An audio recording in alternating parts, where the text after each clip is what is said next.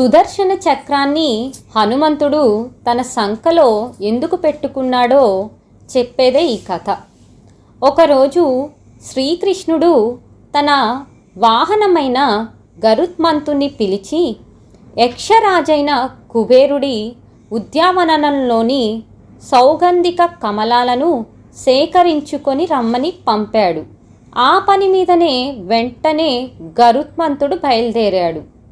కానీ అతడిలో అప్పుడు అహంకారం మెల్లమెల్లగా తల ఎత్తి సాగింది.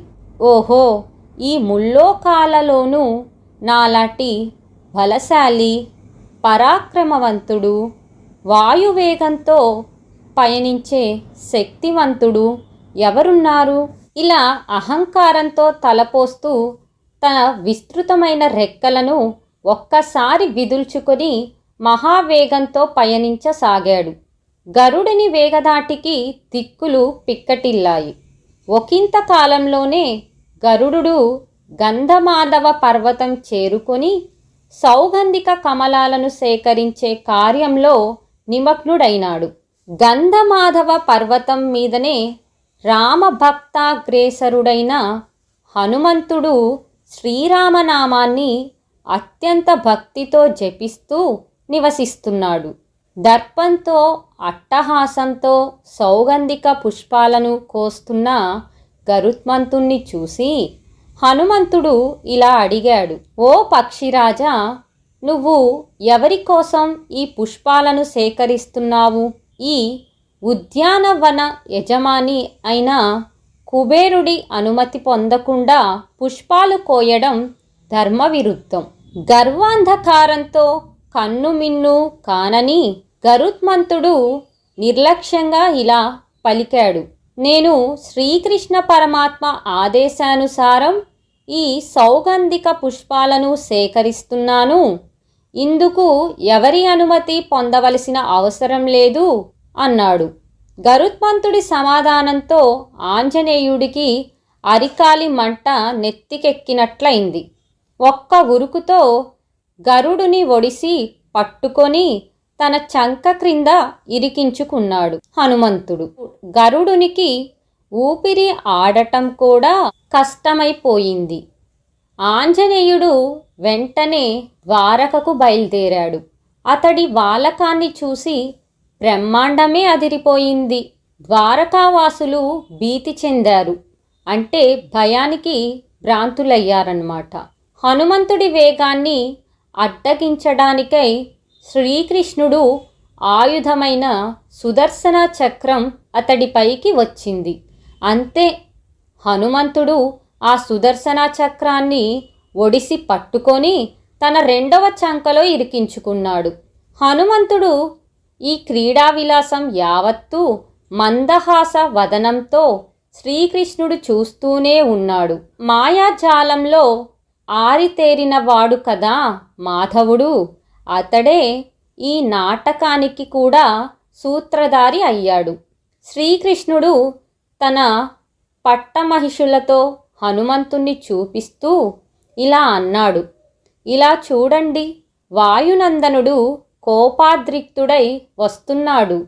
ఈ సమయంలో సీతా సమేతుడైన శ్రీరామచంద్రుడు అతడి సమక్షంలోనికి రాగలిగితే సరిపోతుంది. లేకుంటే ఆ ప్రచండ కోపోద్రేకంలో అతడు మన ద్వారకను సైతం అవలీలగా పెకలించి సముద్రంలో విసిరి వేసినా ఆశ్చర్యపోనక్కర్లేదు.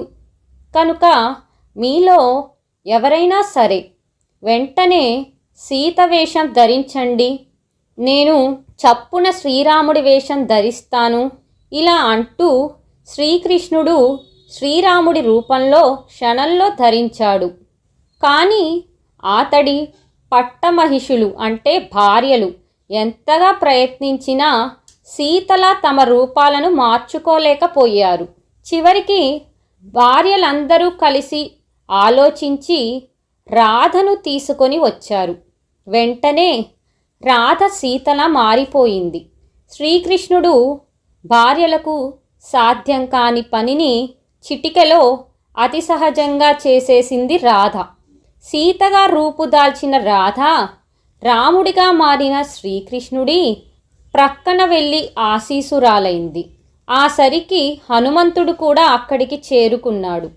తన ముందు ఆసీనులైన శ్రీరాముని సీతామాతను చూసి చూడగానే పరమానంద భరితుడై వారిద్దరికీ సాష్టాంగ ప్రణామం చేశాడు.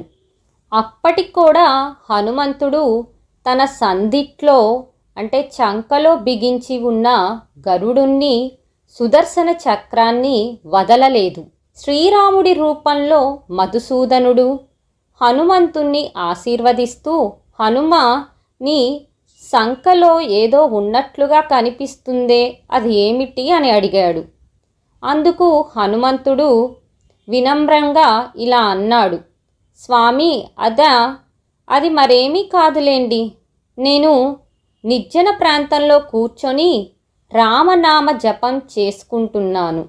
అప్పుడొక అల్పమైన పక్షి ఒకటి నాకు విఘ్నం కలిగించినందువలన దాన్ని ఒడిసి పట్టుకున్నాను. ఇదిలా ఉండగా చిన్న చక్రం ఒకటి నా దారికి అడ్డుపడి నన్ను గాయపరచడానికి ప్రయత్నించింది. దాన్ని అలాగే రెండో చంకలో ఇరికించుకున్నాను. స్వామి, తమకు పుష్పాలు అవసరమైతే నాకు ఆజ్ఞ ఇవ్వరాదా? ఆ అల్పపక్షికి అతి బల పరాక్రమశాలి అయిన కుబేరుడి ఉద్యావనం నుంచి పుష్పాలు కోసుకొని వచ్చే శక్తి సామర్థ్యాలు ఉన్నవా ఏమిటి? ఆ మాటలు విని పరంధాముడు, హనుమా, పాపం, వారిద్దరిని విడిచిపెట్టు. నువ్వు చేసిన ఈ పనికి నాకెంతో ఆనందంగా ఉన్నది. నువ్విక నీ ఏకాంత ప్రదేశానికి వెళ్ళి నీ జపతపాలను కొనసాగించుకో అన్నాడు. శ్రీరాముడి ఆజ్ఞ మేరకు హనుమంతుడు గరుత్మంతుడిని సుదర్శన చక్రాలని విడుదల చేశాడు. తరువాత జై జై రామ్ సీతారాం అని పాడుకుంటూ గంధమాధవ పర్వతాలకు వెళ్ళిపోయాడు. గతంలో తన వేగం గురించి గరుత్మంతుడు, తన ప్రభావాన్ని గురించి సుదర్శన చక్రము, తమ అందచందాల గురించి శ్రీకృష్ణుడు పట్టభార్యలు ఎంతో గర్విస్తుండేవాళ్ళు. ఈ సంఘటనతో శ్రీకృష్ణ భగవానుడు వీరందరి గర్వాన్ని ఒక్క దెబ్బలో రూపుమాపాడు. మీరిక్కడ గమనించినట్లయితే శ్రీకృష్ణుని యొక్క అష్టభార్యలు ఎంతో గర్విస్తుండేవాళ్ళు కదా. ఆ గర్వాన్ని కూడా శ్రీకృష్ణుడు ఇక్కడ ఒక్క దెబ్బతో ఎలా రూపుమాపాడో. ఫ్రెండ్స్, ఇలాంటి మరిన్ని ఇంట్రెస్టింగ్ వీడియోస్ కోసం, తెలియని ఇంకా ఎన్నో విషయాలను తెలుసుకోవడం కోసం మన ఛానల్ని సబ్స్క్రైబ్ చేసుకోండి, అలాగే లైక్ చేయండి.